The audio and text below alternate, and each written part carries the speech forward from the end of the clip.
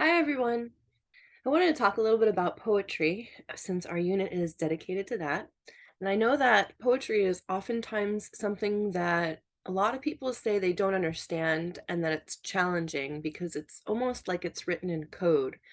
But I think it's interesting because we all really listen to music, I think, mostly. And music is written lyrically, even in the same format or style as poetry. And when we look at famous musicians like Tupac Shakur, we learn also that he was a really great poet.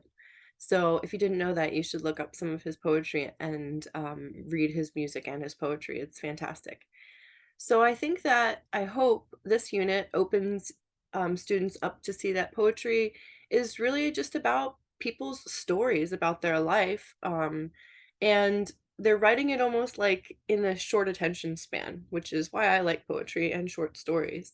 I'm pretty ADHD, so I wanted to just talk about why I chose these in this unit. And again, I think it's really specifically because I think they're accessible to everyone. I think everyone can read at least one of the poems in this unit and understand them and make some form of connection to them as well, in some way.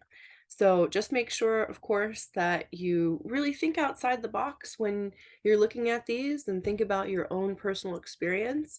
And, don't think of poetry really as it being coded. Think of it more of a personal story that someone's telling. So I think another reason I chose these readings specifically is that they're very diverse, from different times, different walks of life, different genders, and things like that.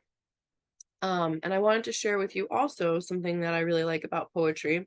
One of my favorite poets, which I did not put in this course, but I may in the future, is William Blake.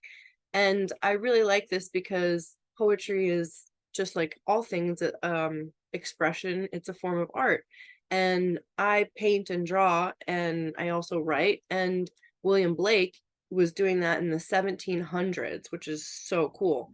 And these are some of his paintings.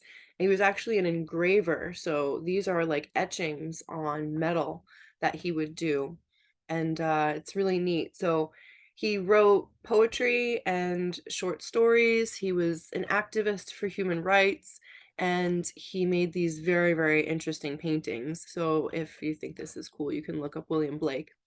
And what's also interesting about him is he wrote his poetry as if it was paintings. So he even called them poetical sketches, like they were being drawn. So I just wanted to share with you some things that I really enjoy about poetry, and I hope you enjoy the choices that were in this unit and apply the skills that you learned for your learning outcomes to really think outside the box about the meanings behind these poems. Enjoy.